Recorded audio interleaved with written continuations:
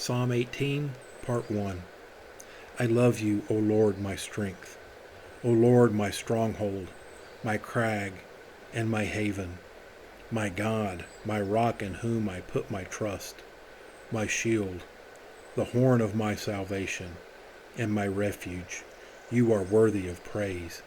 I will call upon the Lord, and so shall I be saved from my enemies. The breakers of death roll over me, and the torrents of oblivion make me afraid. The cords of hell entangle me, and the snares of death were set for me. I called upon the Lord in my distress, and cried out to my God for help. He heard my voice from his heavenly dwelling.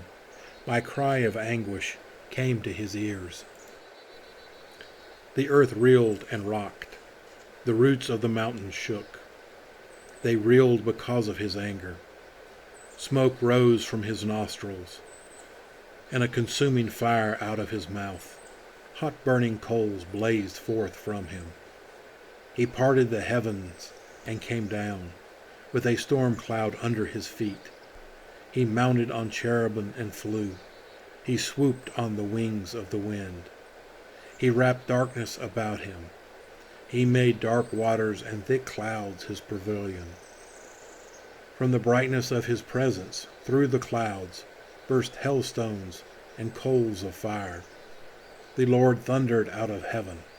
The Most High uttered his voice. He loosed his arrows and scattered them. He hurled thunderbolts and routed them. The beds of the sea were uncovered, and the foundations of the world laid bare. At your battle cry, O Lord, at the blast of the breath of your nostrils, he reached down from on high and grabbed me. He drew me up out of great water. He delivered me from my strong enemies and from those who hated me, for they were too many for me. He comforted me in the day of my disaster, but the Lord was my support. He brought me out into an open place.